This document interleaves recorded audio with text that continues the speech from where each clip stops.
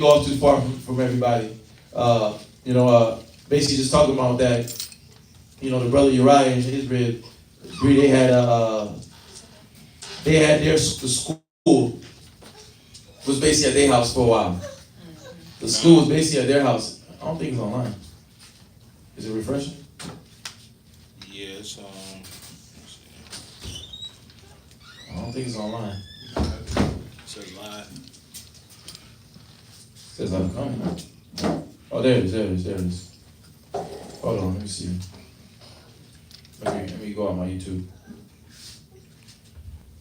Go out to YouTube. Oh, okay, it's on. There we go. Yeah, so that's the whole experience, though. That's a whole entire experience, and it's needed one. But let's go to the scriptures. 1 Peter chapter 5, verse 2.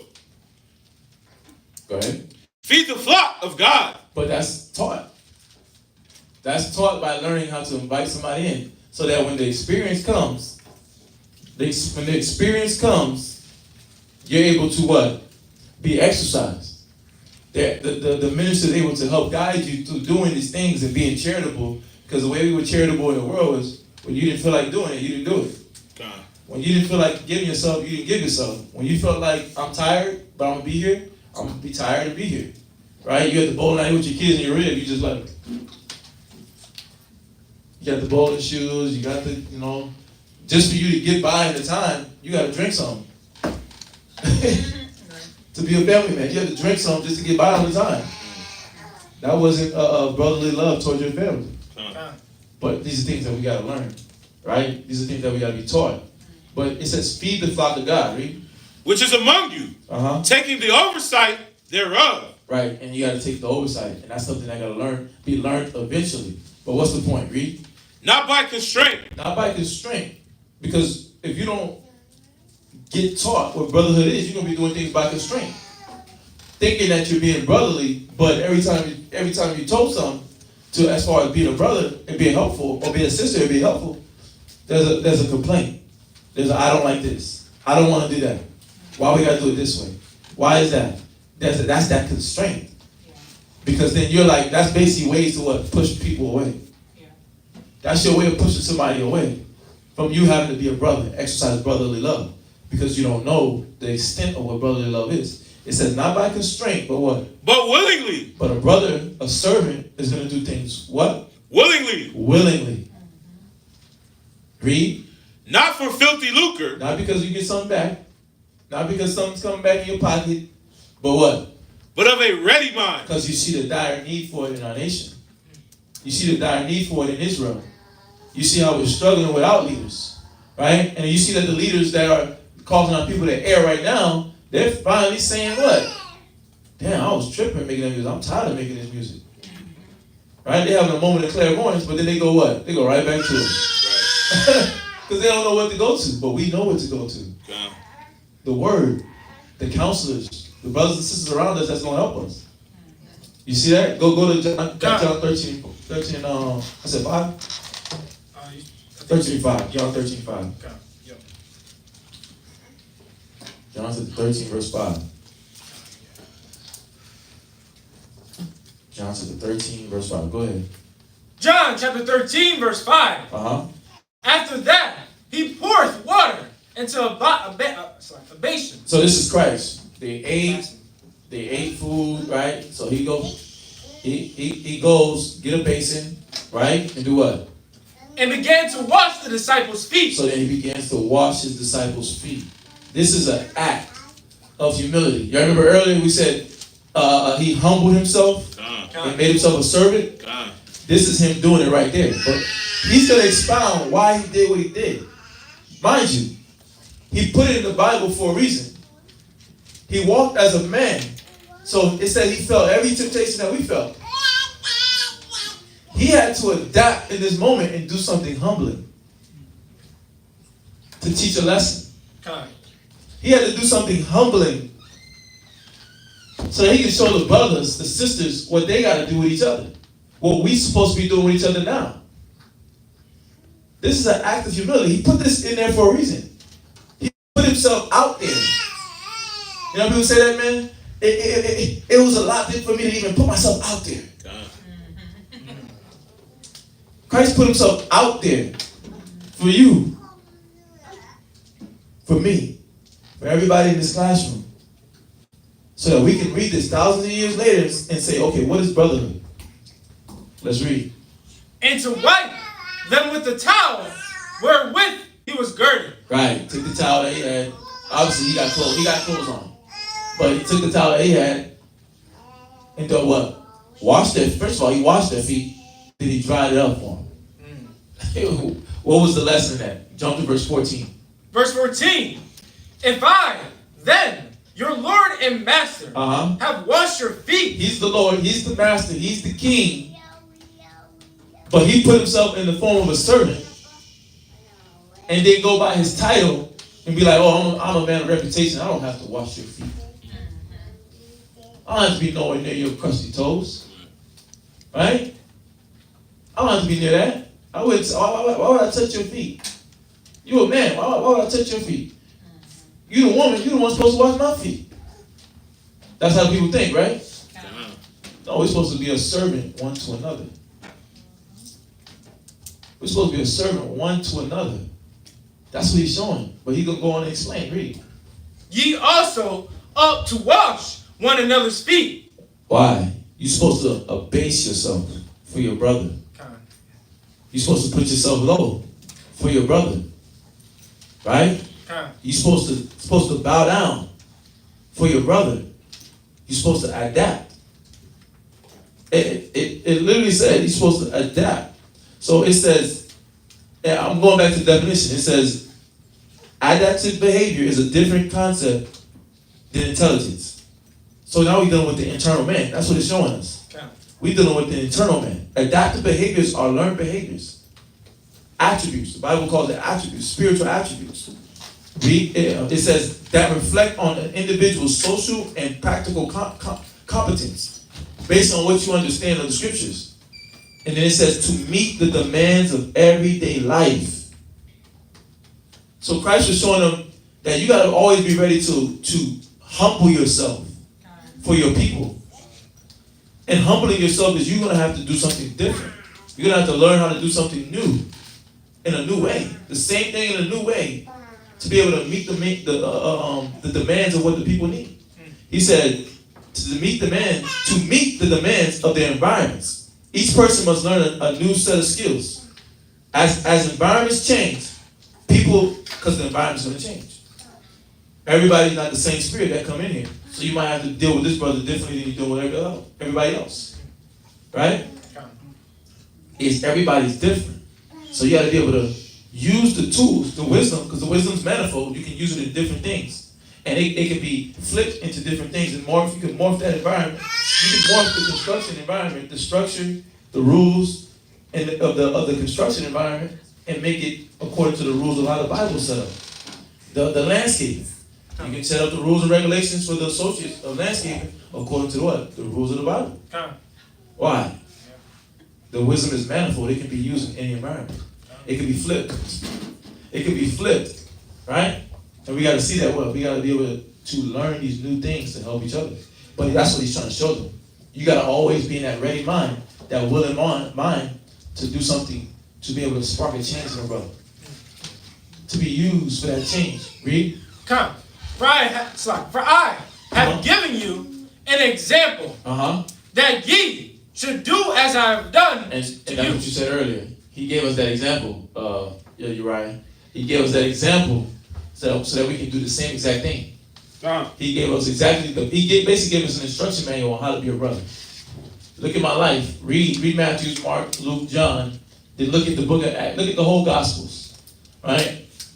Look at the whole Gospels and and look at what, because think about it.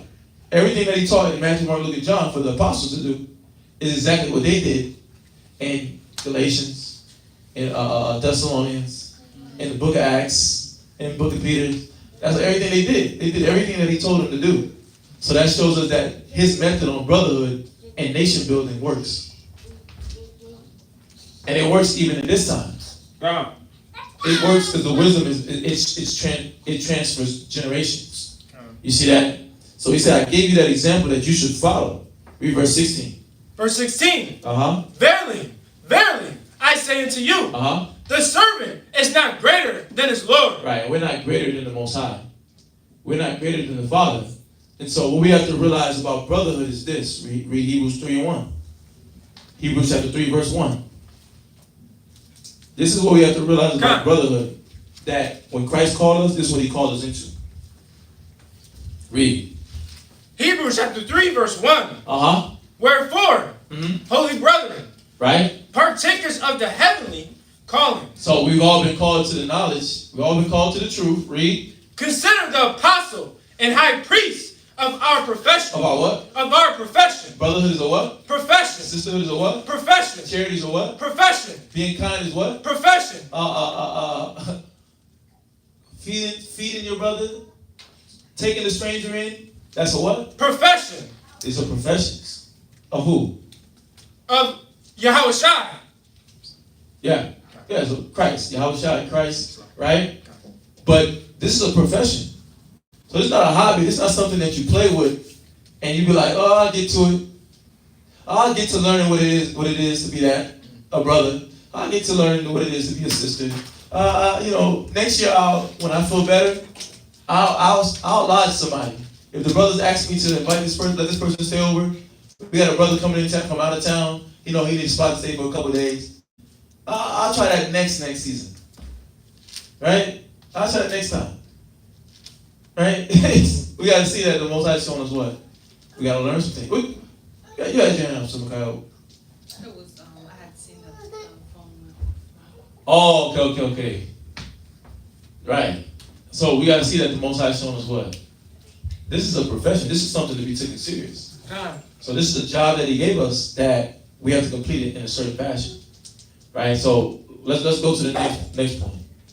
What we're doing to the nation is true brotherhood. What we're doing to the nation is true brotherhood. Go to 1 John 5:16. What we're doing to the nation is true brotherhood. 1 John chapter 5, verse 16. Go ahead. Oh, everybody there? La. Okay. La. Yeah, what we're doing to the nation.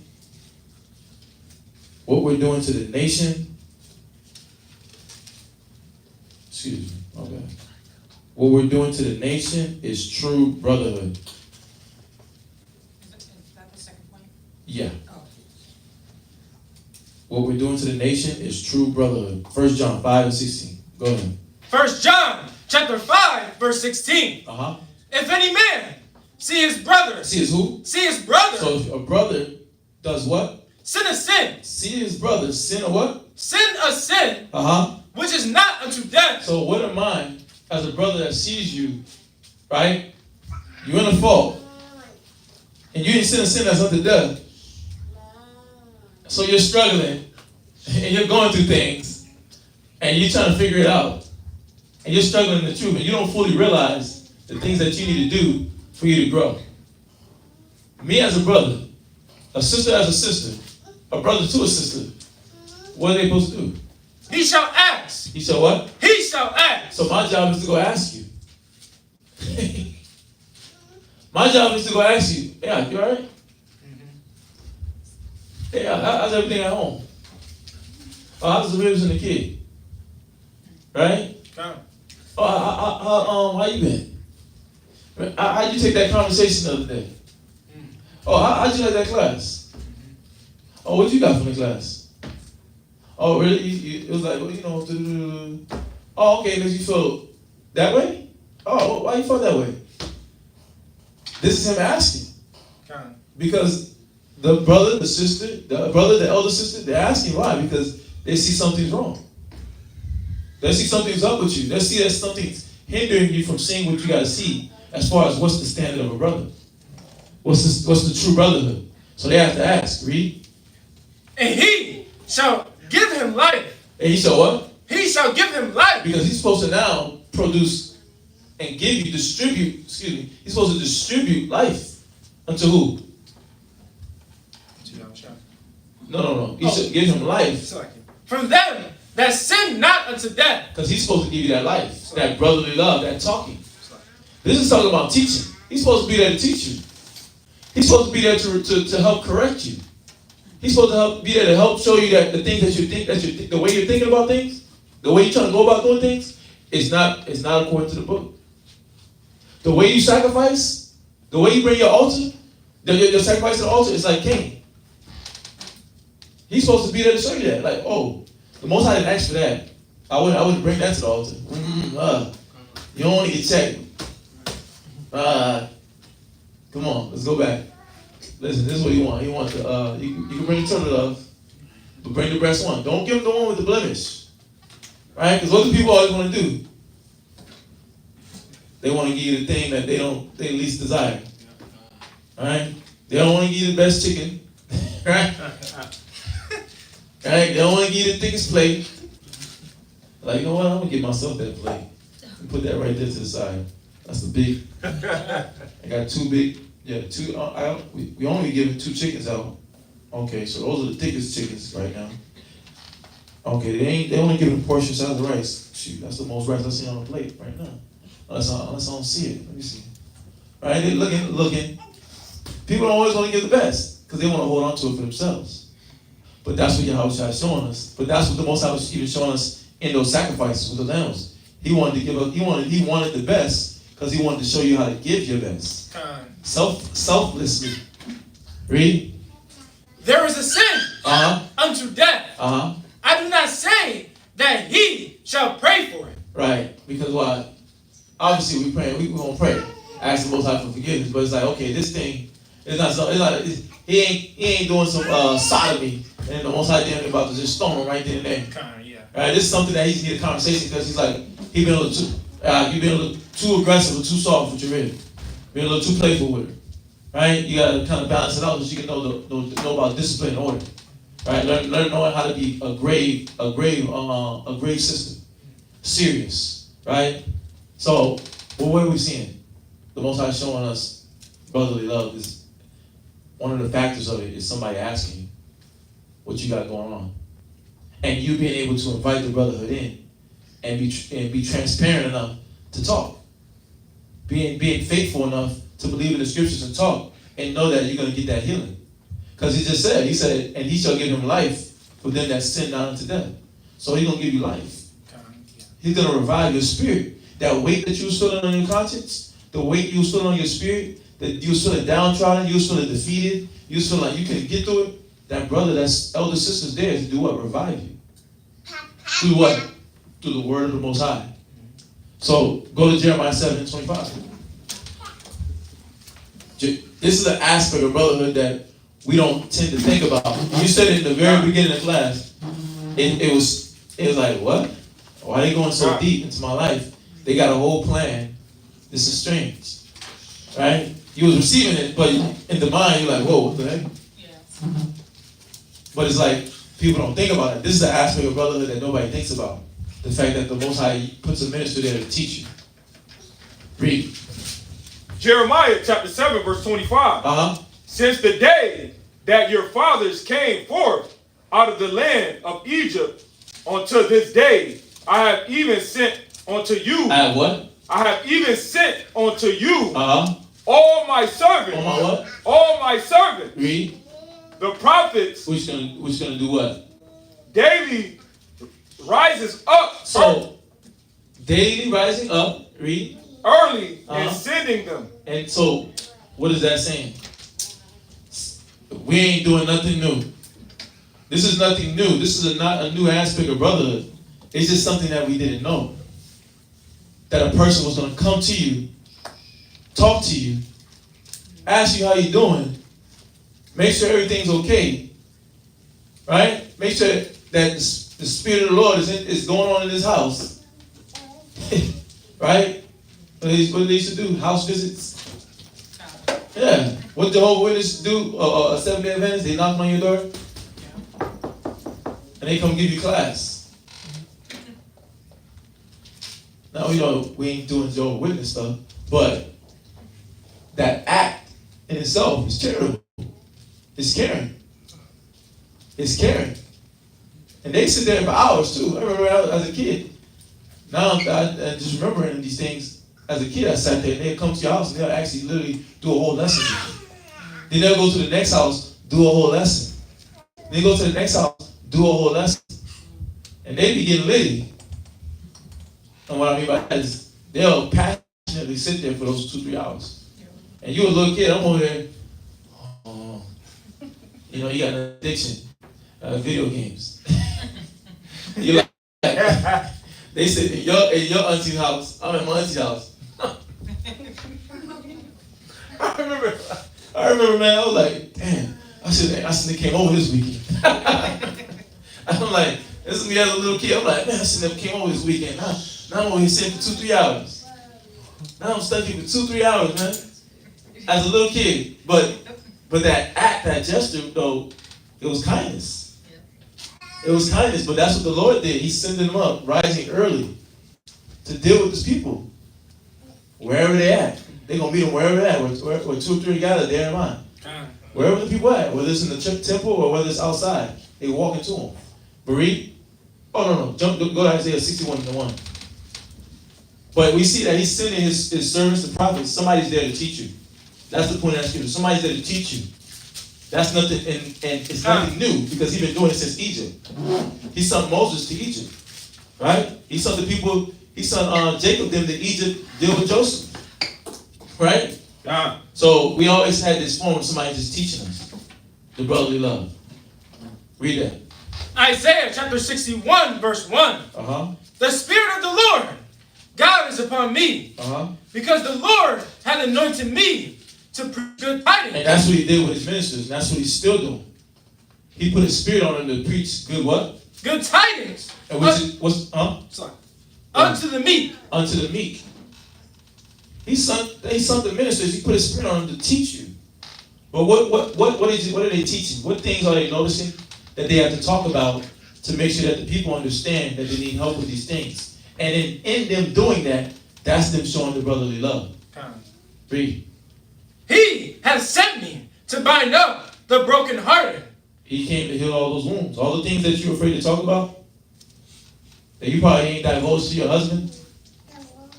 You probably ain't divulged to a brother, a sister, right? All those things that you've yet to talk about, the pain. Somebody might have touched you as a kid, right? You was abused physically, right? You had an addiction, whatever form of what it may be, and you haven't talked about it. Those are the things that the ministers come to do.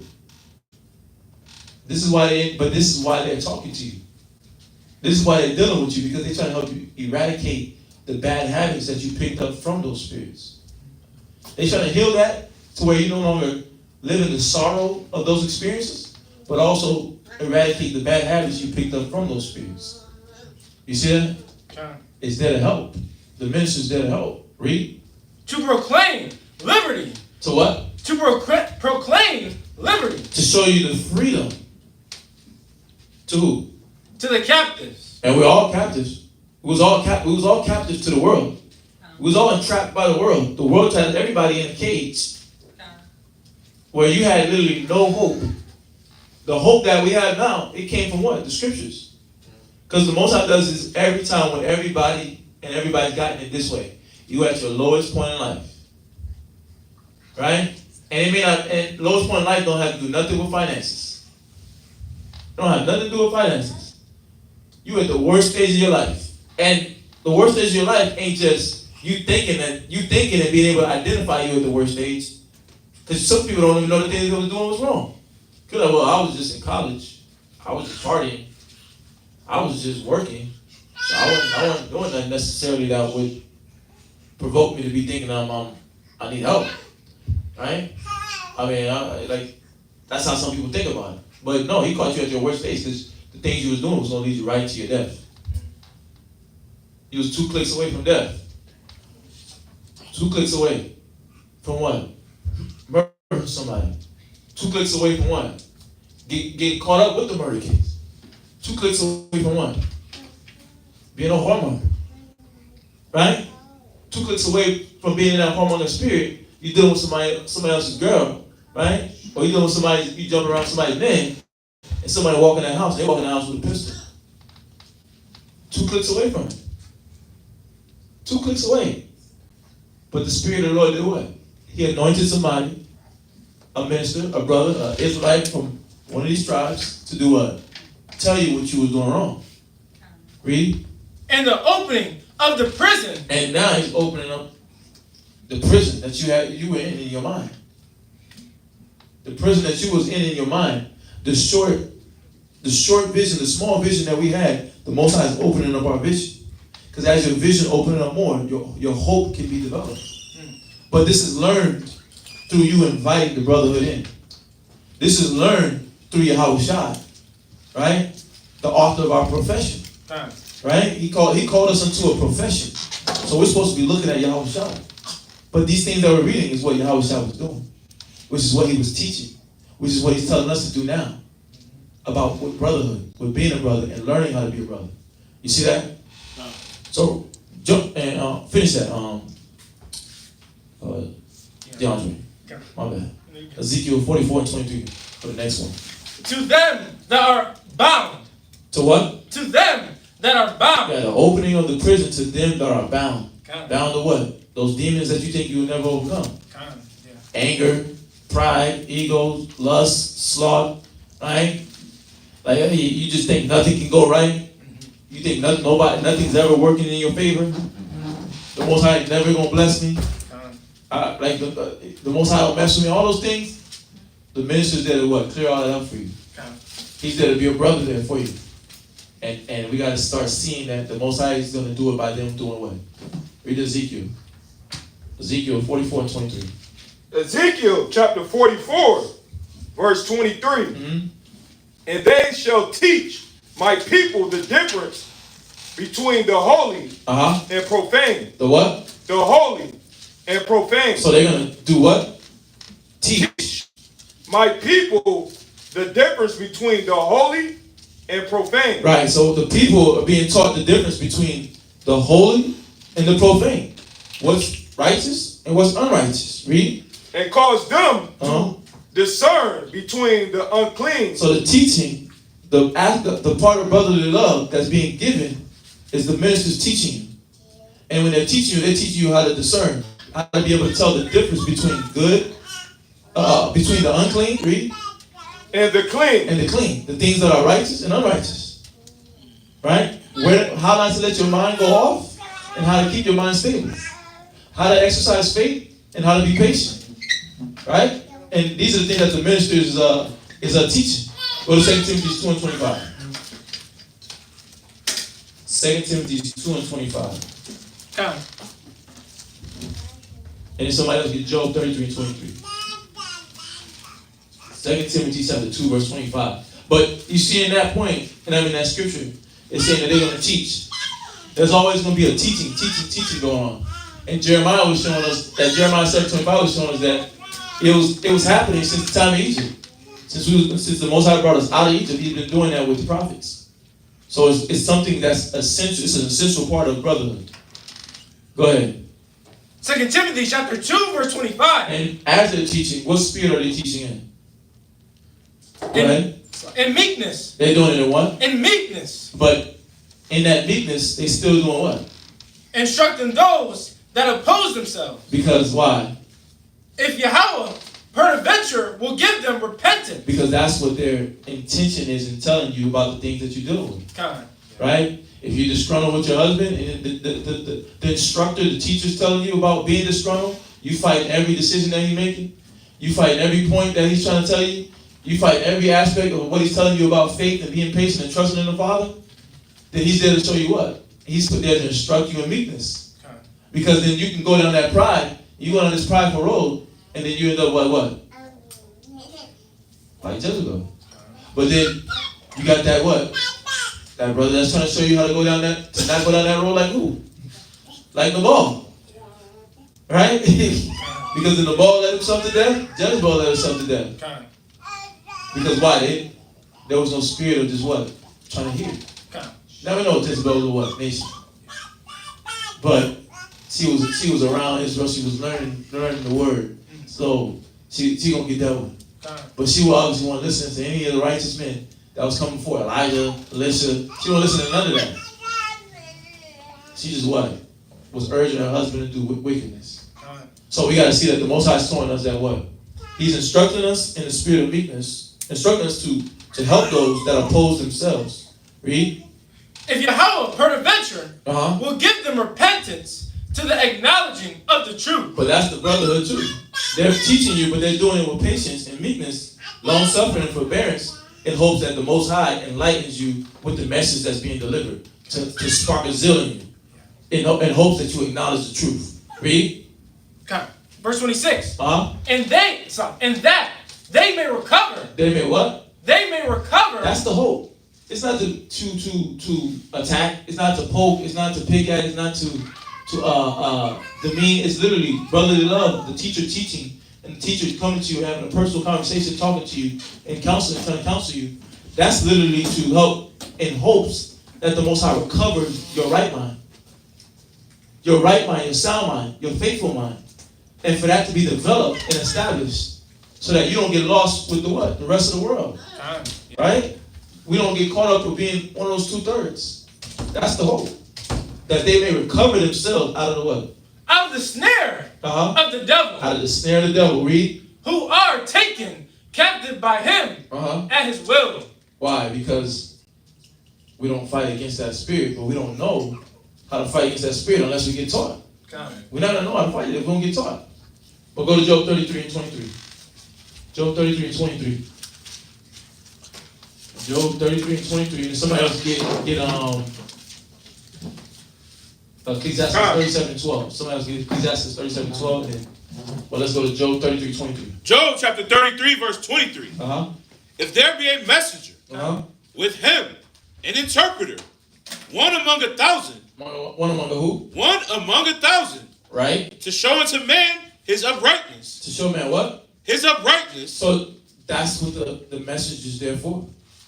To show the Most High's uprightness. He's there to be that brother. The messenger is a brother. Mind you, he's delivering a message, and the Most High put the title, he's a messenger. But the messenger is your brother. That's somebody that's caring for you. That's somebody that's hoping that your spirit is recovered. The part of your mind that's upset, that didn't want to hear what was being said, that was fighting against the counsel. That brother's sitting there talking to you, hoping that at some point in this conversation, we can come to the understanding of what the scriptures commanded us to do. God. That's the whole point. That's the end goal, so that we can walk in truth. So that we can all walk in truth and be in that same mind, that same judgment that Yahushua was teaching us. That he's trying to show us. Go ahead. Then he is gracious unto him. And then the Most High can have that grace to you. He said, what? I resist the proud, but give grace to the humble.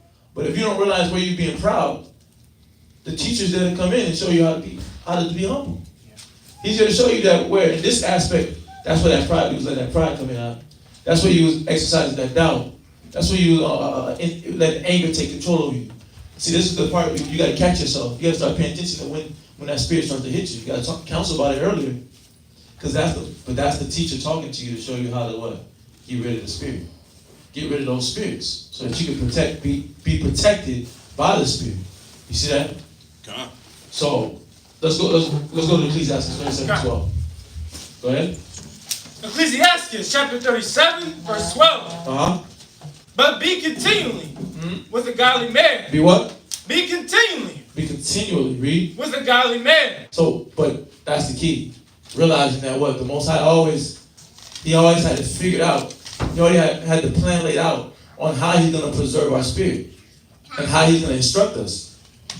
It's going to take you, the individual, having that zeal within yourself to be around who?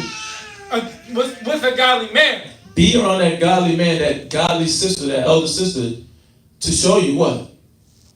Whom thou knowest to keep the commandments. Who's keeping the commandments? He's in the word. He's in the book. Everything in the conversation is being directed through the book. He's not giving you his own mind. She's not giving you her own mind. They're trying to minister you through the book to show you how to stay strong. They're trying to show you a perspective and add a perspective of life and how to live it properly according to the way Yahushua showed us, so that you can be what? Free. You can live free and breathe and walk and know and walk in confidence. Walk in the freedom where Christ had made us free. The liberty, literally when Christ had made us free. Go ahead. Of the Lord, whose mind is according to thy mind. Right, whom thou knowest to keep the commandments of the Lord, whose mind is according to thy mind. Because how is his mind according to your mind? He's opening up the word. He's studying the word. He's experienced in applying the word. He's been taught how to use the word. He's been proven that he's using the word properly. He's mature in the spirit, according to the standard of 1 Timothy 3:1, right? And vice versa for elder sister, Titus 2, right? 7 on down. She's proven herself, he's proven himself, that they know how to walk through the scriptures and help somebody just like they're being taught how to help themselves with the word.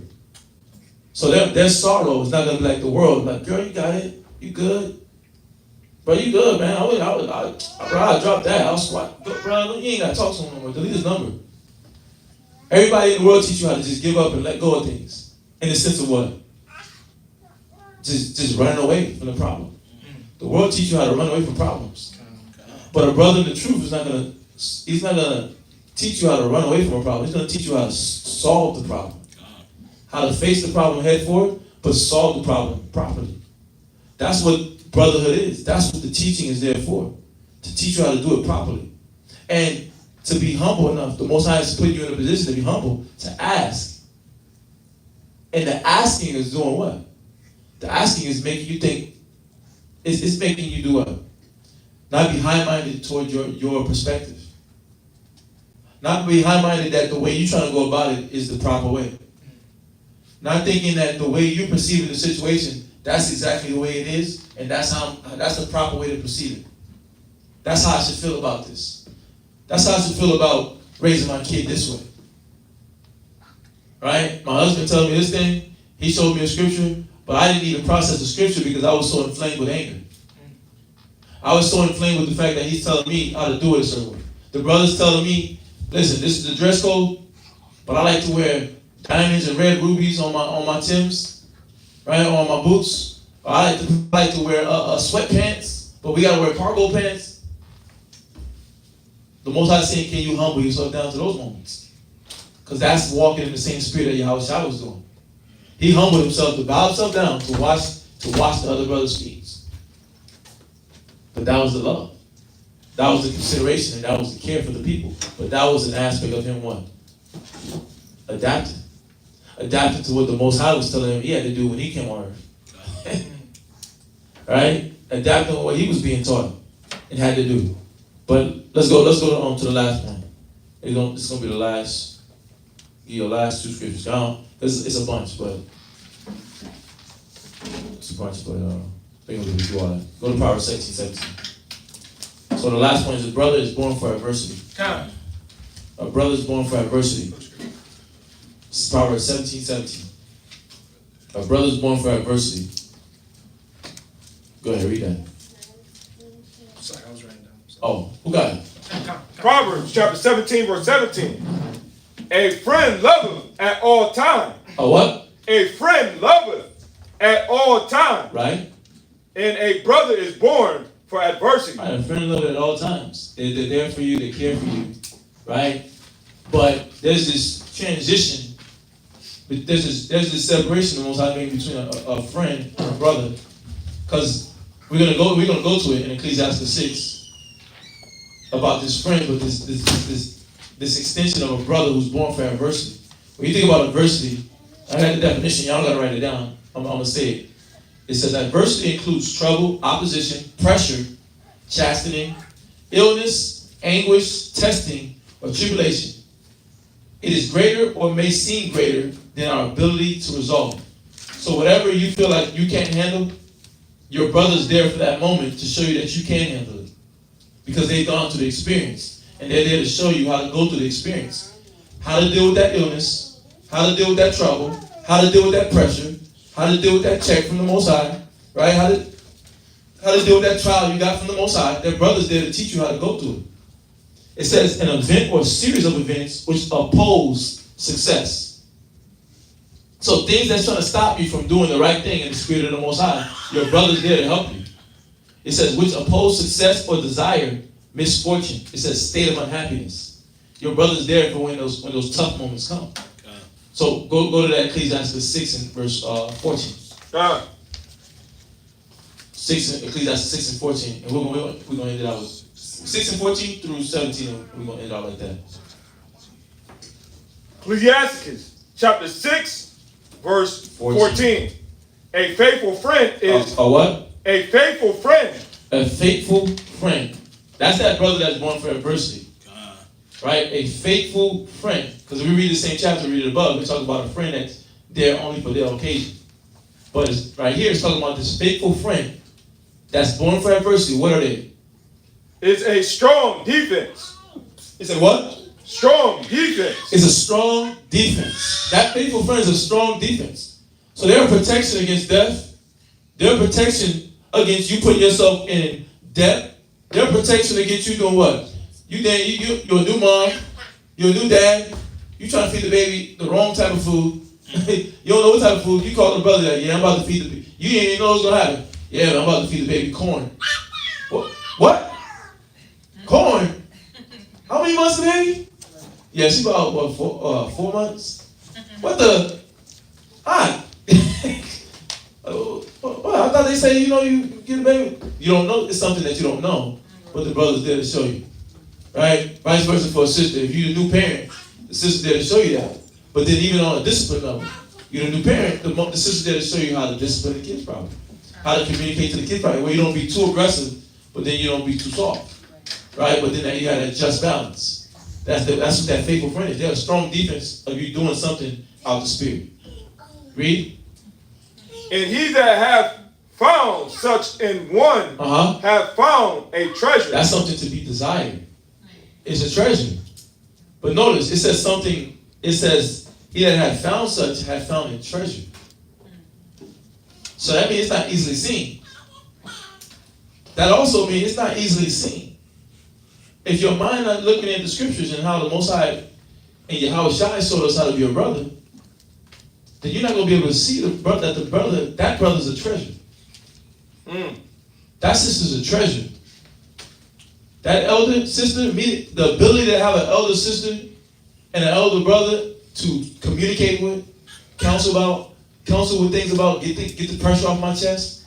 Man, I'm tired, man. We've been in class every day. I've been working, been doing this. Man, I'm trying to stay in that spirit of sacrifice. But it's working on me. I don't know if I can do it. Then you have that faithful friend that's a treasure. They'll give you what? A faithful word. Read. Verse 15. Verse 15. Nothing doeth countervail a faithful friend. Yeah, nothing's better than a faithful friend. Read. And his excellency is invaluable. Yeah, nothing replaces money, cars, clothes, women. What David said? David said, my love for Jonathan surpassed a woman. He said his love for Jonathan surpassed a woman. So he was in tune with Jonathan more than he was in tune. Not that he was in tune with his rib, but he was just saying that what? I'm locked into this. I'm locked into this brotherhood because you walking in the spirit, I'm walking in the spirit. We both walking in the spirit. You're there for me when I needed you. Think about that. Jonathan had moments where he could have killed David. Because David trusted him. He could have been like, Dad, David trusts me. Right? He think I'm on his side. I can get him alone. I can just give him a little quick jab. What you want me to do? But no, Jonathan stayed in the spirit, and he was that faithful friend that was invaluable. And because of that, David honored him even after his death as a brother. Read. A faithful friend is the medicine of life. And that's the key. That friend is the medicine of life because he's going to give you the instruction that you need. He's going to give you the reproof that you need. He's going to give you the reproof that you need, right? He's going to give you the skills that you need to what? To be developed. Be thoroughly furnished for you to grow in the spirit. Because a lot of times we don't know what that brotherly love is. We don't know what that sisterly love is. And a lot of times we miss it. We miss it. We miss it because we don't see the treasure in it. We don't see that what's being said is medicine. We don't see that it's love. We don't see that it's going to breathe life. And the Most High showing us that what? We have to appreciate, we have to gain the understanding of that love that Yahweh Shai was showing us. So that we can see that when the brother shows us that same love, the sister shows us that same love, that's that medicine of life. Read. And they that fear the Lord shall find him. Read. Whoso fear the Lord shall direct his friendship aright. Right. Whoso feared the Lord shall direct his friendship aright. Read. This is the point of what it's trying to say. Read. For as he is, so shall his neighbor be also. Boom. If I love you, if I live my neighbor as myself, of course I'm going to look at the things that he's doing wrong and say something to him. Of course I'm going to look at the things she's doing wrong, say something to her. Right? Because when I was in anger, somebody was there for me. When I was misunderstanding the truth in charity, somebody was there for me. When I was misunderstanding how to be a humble and meek wife, somebody was there for me. When I was like, this is too much, I don't understand, why I gotta do this? Somebody was there for me. Right? When you needed to be clothed, somebody clothed you. When you needed to be fed, somebody fed you. Right? When you was thirsting, somebody gave you water. That's why I say give a prophet a cup of water. You gotta do something. Right? Because why? There's an attribute learning that a man saying, hey, could you give me some water? Could you pass me some water, please? Right. And that spirit is like, people don't want to just even do that. Right. But that lesson is in the Gospels, per Yahushua, because he's trying to show us the level of humility we got to strive for. Because there's a level of, there's acts that the Pharisees was doing, right? But they weren't doing it in the right spirit. And they weren't allowing themselves to be taught from Yahushua on how to do it properly. Because they were so focused on the reputation. Right? They were so focused on the reputation, they missed that they had a treasure right in front of them. They said, if you have seen me, you've seen the Father. They literally missed the wisdom that would be coming directly from the Father by disacknowledging Christ. Which is what? They missed that aspect of brotherly love. Because we got to see that each and every brother and sister in here, we're all a treasure to each other. Because we all got something to offer. But to offer it properly, we got to let somebody work on that spirit. We got to let the word work on your spirit. But you got to let somebody implement the word into you. So you know how to look at the word properly. Or you're never going to be able to see the love. And then every time the love comes, you're going to be like, that's not love. That's me. You're me. You're rude. You're just angry. I think you're jealous of me. I think it's something I got that you wish you had. That's how people literally think. That's not a stretch. That's how literally people think. Right? This is facts. This is not made up stories. But how do we obtain the mind to understand what brotherly love, to receive it, and to also give it? Look at that neighbor that's giving himself to the Lord and that's walking in the standard. That's giving herself to the Lord and walking in the standard, and follow that. And and I want you to finish read verse 18. And then you get this last one, 1 John 3:14. Verse 18. My son, gather instructions from thy youth up. And when you come into the knowledge, right, or you come into a body, you're the Most High is saying, come with a fresh mind. A young person has a fresh mind, has a malleable brain, and they don't really have no experiences. What experiences? Because I understand everybody like, well, I have life experiences. I'm 30, I'm 25, I'm 20, I'm this, I'm 45. You have life experiences, but you don't have truth experiences. Right? But truth experience shows you how to live life the proper way. How to judge situations the proper way. So that your experiences aren't just convoluted and impurity. And then you develop doubt and all these different things that come from that, right? But the truth experience is going to show you how to go through things and not have a grudge, not be bitter, not be angry, not be malicious, not be slothful, not all these negative actions. But the truth is there to show you how to literally live life properly and go through it the right way in the right mind. Go ahead. So shalt thou find wisdom till thy own old age. And that's how you're going to be able to grow up and really be this man and woman of God in the spirit. this brother in the spirit, this sister in the spirit. But read that 1 John 3 and 14. Come. This will be the last one. 1 John chapter 3, verse 14. We know that we have passed from death unto life. But mind you, and I want to remind you, that's why that brother's there for those adverse moments. That as the Most High is bringing you out the world. Remember, like Neo in the Matrix, he came out that thing, that tube, and they had to show him how to do everything. They taught him everything, because he was coming out of the world. He was just fresh out of the world, literally, and they had to literally show him how to do everything all over again, how to live life all over again, how to be a new man all over again, so that he could be what? Do his purpose, which was be the head honcho guy, to save his people, right? Right, to save his people. But that's who we all are. We are members in the body of Christ, being used, right, that the Most High wants to use to be a member to help somebody else. The same way you was helped. So, but read that. Because we love the brethren. Wait, 1 John 3 and 14. Read from the top. Okay, so 1 John chapter 3, verse 14. We know that we have passed. So you know you transition from a youthful mind, from a youthful spirit, from a spirit that doesn't understand what brotherhood is. Read.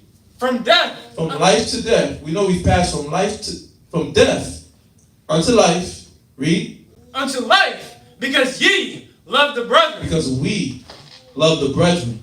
It says we know that we passed from death to life. We know we've left our worldly life alone, our worldly perspective, our worldly doubt. We've left that in the past. That's no longer a part of us when we start to show the true love to the brethren. That's being there in the adverse moments. That's being there to teach them. That's being there in the spirit to understand that what? You have to become all things to all men, that you might say so. Right? You have to literally become a new creature. You have to constantly be renewing yourself daily, because you know that the Most High is going to have you cross paths with somebody that needs you to gain these new attributes that the brother's been telling you. Yeah, you got to be more this way. You got to be more kind. Right? You got to be more patient. You got to be more genuine. Right? You got to stop jesting so much. You got to stop being so angry. You got to stop taking things so personal. Right? All these things that's being told to not do and then to do is so that you can be what? That true brother.